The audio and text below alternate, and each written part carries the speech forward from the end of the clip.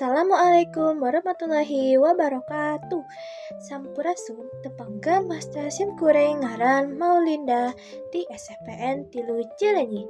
Dina kasempatan ieu sim Kureng bade maca carita dongeng Sunda dina raraga Tangtangan Leksam Bedas bulan September 2025.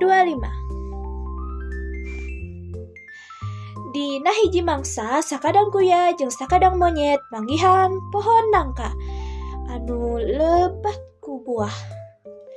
Cek onyet teh, hayu kuya urang bagi dua ieu buah. Anjeun nu milih rek di bagian luhur atawa di handap.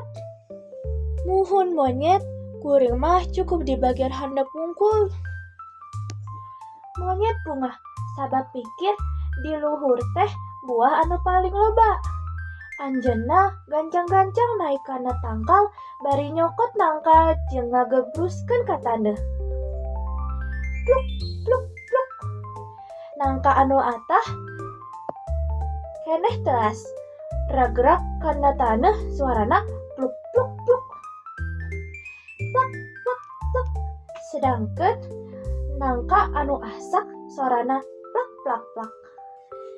Ingat monyet, lamun rak-rakna sorana pluk pluk pluk, hartina ata keneh. Ari lamun sorana plak plak plak, hartina geus asak. Monyet teu mikir panjang, sadayana nangka anu rak-rak dihakan sekaligus. Sananjan atah keneh.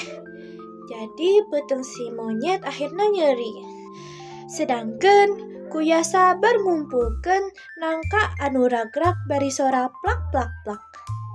Anu geus asak jeung merenah di dahar. Anjeunna menang bagian anu alus.